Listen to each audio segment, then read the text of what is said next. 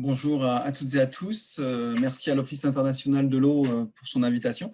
Donc, alors effectivement, je vais vous présenter un témoignage qui fait suite à 9 années de retour d'expérience dans la mise en place d'une stratégie étang à l'échelle de l'ensemble du bassin de la Vienne.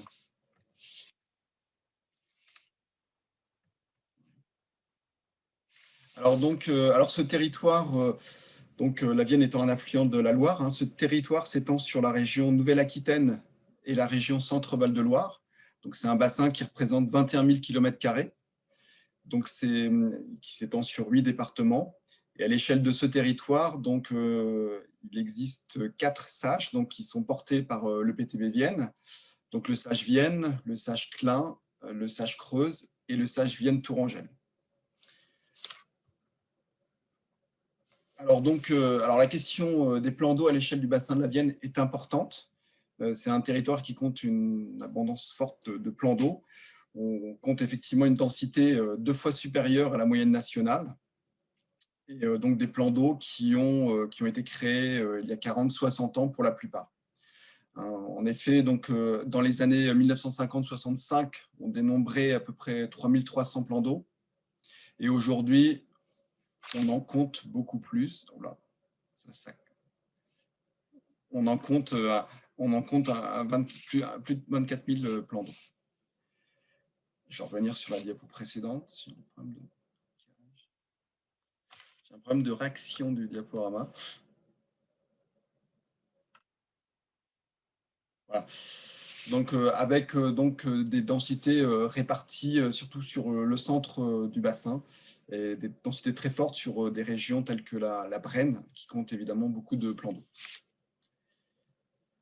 Alors, les plans d'eau que l'on retrouve à l'échelle du bassin de la Vienne sont des plans d'eau de dimension moyenne 1 hectare, avec une médiane qui se situe plutôt autour de 2300 m². Donc, la création a été facilitée par le relief vallonné du territoire, notamment sur tout le secteur du Limousin. Et puis, on retrouve sur ce territoire-là, effectivement, par contre, de très grands plans d'eau, de plusieurs dizaines d'hectares, notamment en Brenne, des plans d'eau associés à de vastes roselières généralement. Alors, quelques éléments de contexte, donc multiplication par 7 du nombre de plans d'eau au cours des 6 dernières années. Les plans d'eau que l'on retrouve sur le territoire, ce sont des plans d'eau essentiellement privés, qui ont pour la plupart une vocation récréative. On relève également un défaut fréquent de mise aux normes au niveau des plans d'eau. Et un certain nombre d'impacts, mais je ne vais pas revenir dessus, puisque ça a été largement développé précédemment. Alors, en termes de gestion, il y a 2 leviers d'action que nous essayons d'activer.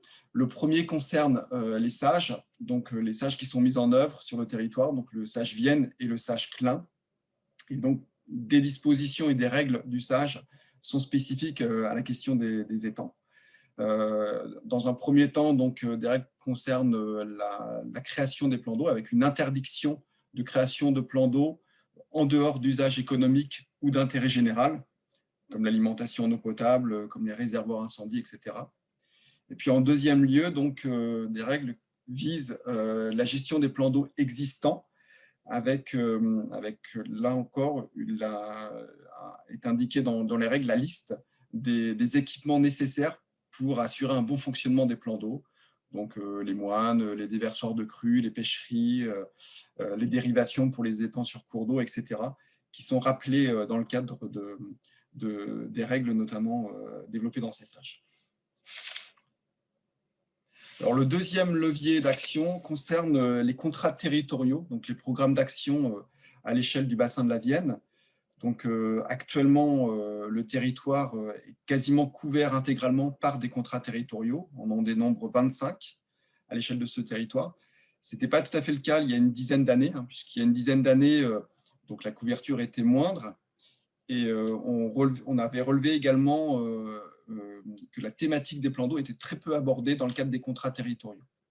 Et cette situation nous a conduit à réfléchir à une stratégie d'étang à l'échelle du bassin de la Vienne, visant à inciter les porteurs de ces contrats territoriaux à développer des actions ciblant les étangs dans le cadre des contrats territoriaux.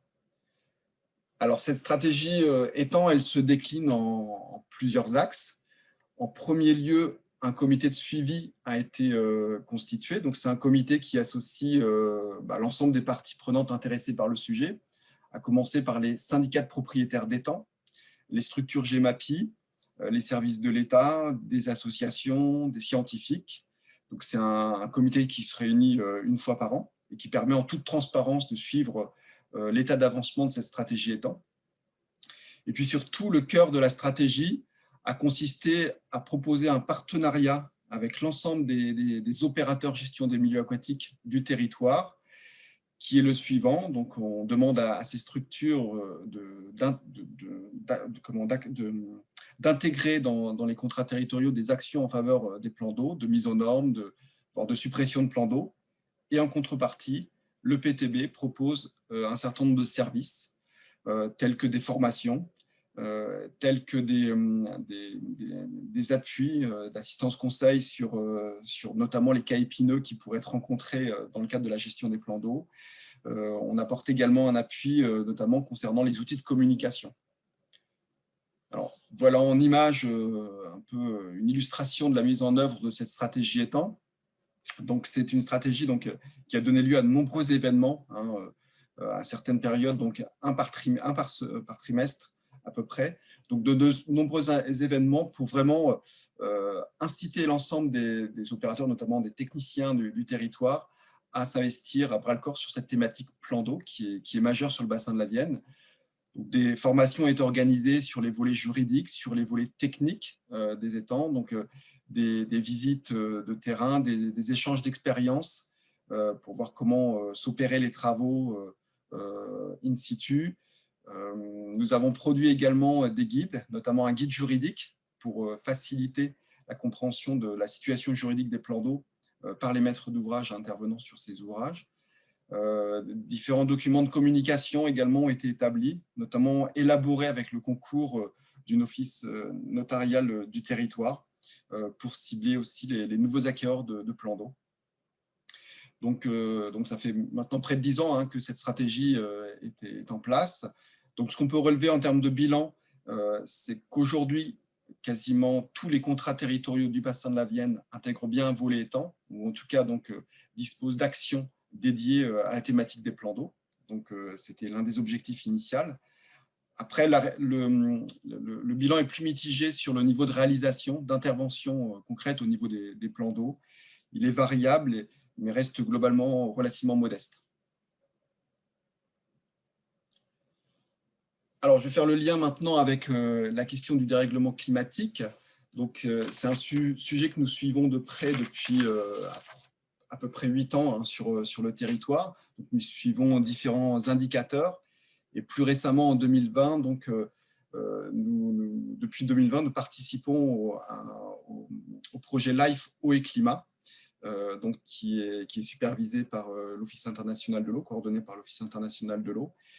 Et donc, la situation à l'échelle du bassin de la Vienne concernant l'hydrologie est globalement une baisse assez drastique des débits des cours d'eau. Sur les 60 dernières années, en moyenne, on relève une baisse des débits d'étiage de l'ordre de 25%. On constate aussi une tendance à l'augmentation des assecs des cours d'eau, notamment sur l'amont du bassin qui relève du Massif central. Donc avec des années comme 2019, qui est une année de référence où près de 40% des cours d'eau étaient en assec à la fin de l'été. Donc l'ensemble de ces paramètres suivis nous ont incité également à nous intéresser de près à la question de l'impact des plans d'eau sur l'impact quantitatif des plans d'eau. Et donc, en 2020, nous avons mené en interne une étude visant à évaluer la surévaporation des plans d'eau en période d'étiage, c'est-à-dire sur la période allant de mai à octobre à l'échelle du territoire. Alors, je pourrais rentrer dans le détail de la démarche s'il y a des questions à ce sujet-là. Je ne voudrais pas prendre tout le temps qui m'est imparti, donc je vais aller droit au but en termes de résultats. Ces travaux nous ont permis d'évaluer à l'échelle de l'ensemble du bassin de la Vienne une évaporation absolue de l'ordre de 0,4 litres par seconde et par hectare. Et on a comparé ensuite cette évaporation absolue à l'évapotranspiration réelle sur une surface équivalente à celle occupée par un plan d'eau. Et on obtient des résultats qui sont assez impressionnants, hein, puisque le volume surévaporé, donc imputable strictement au plan d'eau, est supérieur à l'ensemble des consommations, tout usage confondu, à l'échelle du bassin de la Vienne. Donc, c'est illustré par le diagramme, hein, qui figure en bas de cette diapositive. Donc, on retrouve les différents usages à l'échelle du bassin de la Vienne, hein, donc eau potable, abreuvement, irrigation, etc. Donc, tous ces usages à l'échelle de la période d'étiage, hein, c'est-à-dire entre mai et octobre, représentent un peu plus de 52 millions de mètres cubes, et le cumul de la surévaporation à l'échelle des 24 500 plans d'eau est-elle estimé sur une année moyenne à environ 62 millions de mètres cubes. Donc, bon, ces éléments nous ont incités à réfléchir à une évolution de notre stratégie étang. Et depuis un an, nous avons introduit donc, une nouvelle corde à l'arc de la stratégie étang en proposant un dispositif incitatif de prime visant à réduire la surface cumulée des plans d'eau à l'échelle du bassin de la Vienne. Donc, c'est un dispositif qui s'adresse aux propriétaires volontaires. Alors, l'idée de cette prime s'inspire en fait un petit peu de l'analyse des actions qui ont permis des progrès environnementaux en France. Et notamment, on s'aperçoit que ces progrès sont acquis au prix de contreparties financières. C'est notamment le cas dans le domaine des énergies, dans le cas de l'isolation des bâtiments, hein, qui sont effectués avec des contreparties en termes d'avantages fiscaux, de primes, etc. Et donc, on a voulu transposer finalement ces dispositifs à la question des plans d'eau en proposant cette fameuse prime. Alors, de façon très concrète, donc cette prime, elle s'adresse à des particuliers ou des associations de propriétaires de plans d'eau supérieurs à 500 mètres carrés sans usage économique. Hein, donc, supérieur à 500 mètres carrés parce qu'on a voulu exclure toutes les mares, etc. Ce n'était pas du tout l'objet, enfin la cible de cette prime. Et donc, les motivations possibles pour ces propriétaires sont pour les propriétaires qui n'ont pas d'usage particulier associé à leur plan d'eau. Donc, ils peuvent se poser la question du maintien de l'existence du plan d'eau. Ils peuvent aussi souhaiter s'affranchir de coûts d'aménagement et d'entretien, notamment lorsqu'ils sont soumis à des aménagements au niveau de leur plan d'eau suite à des régularisations administratives. Ils peuvent aussi souhaiter supprimer des risques, notamment de rupture de digues. Hein, beaucoup de plans d'eau ont quelques décennies d'existence, donc avec effectivement un certain nombre d'affaiblissements au niveau d'organes sensibles comme les digues, ou agir aussi concrètement pour l'environnement. Alors, ce dispositif donc, consiste pour le propriétaire à s'engager à réaliser des travaux de suppression du plan d'eau et de remise en état du site. Donc, tout ça est contrôlé par le PTB. Et en contrepartie, donc, il bénéficie d'une prime dont le montant est adapté en fonction de la surface du plan d'eau. Et ce montant est calibré par rapport à des coûts de terrassement, au coût d'une journée de pelle mécanique à l'échelle du territoire. Alors, il ne s'agit pas de financer l'intégralité de la suppression d'un plan d'eau, non, il s'agit plutôt d'apporter un coup de pouce pour inciter le propriétaire à se décider à supprimer son plan d'eau, dès lors notamment qu'il n'a plus d'usage associé au plan d'eau. Et donc, surtout, le facteur qui est finalement le plus incitatif pour les propriétaires, c'est tout l'accompagnement qui est proposé par l'établissement sur les aspects techniques, administratifs, juridiques, pour vraiment aider les propriétaires à aller jusqu'au bout de ces projets. Alors, donc, ça fait donc un peu moins d'un an que le dispositif est lancé. Donc, un certain nombre de propriétaires aujourd'hui se sont manifestés et donc, sont engagés dans la démarche. Aujourd'hui, par contre, on n'a pas de retour complet puisque une intervention et une suppression de plan d'eau prend du temps, hein, prend au moins une année. Hein. Donc, il faut prévoir une phase de vidange du plan d'eau, une phase d'attente du ressuyage des sols avant d'engager le démantèlement des digues. Et aujourd'hui, on n'a pas de résultats complètement finalisés suite au lancement de ce dispositif. Alors, donc, ce dispositif a fait l'objet d'une promotion à l'échelle de l'ensemble du territoire. Donc, notamment 26 000 flyers ont été adressés aux propriétaires dont on avait les coordonnées, mais surtout aux communes du territoire pour qu'elles puissent mettre à disposition ces informations à disposition de leurs administrés, des structures GEMAPI, des notaires avec lesquels on essaie de travailler étroitement, aux agences immobilières, etc. Et puis, il y a eu un certain nombre de promotions au sein des médias, plusieurs articles de presse, même une émission sur France 3 qui a été réalisée, etc. Donc, toutes ces actions initiales à l'échelle du bassin on commence à porter leurs fruits, même si on sait bien que le chemin est long pour obtenir des résultats sur cette thématique qui reste sensible et complexe. Et cette expérience nous amène aussi à un certain nombre de constats, de réflexions.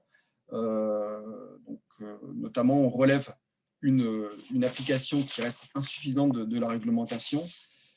Les moyens aujourd'hui mobilisés par les services de l'État sont insuffisants, notamment sur des territoires où on compte une telle densité de plans d'eau.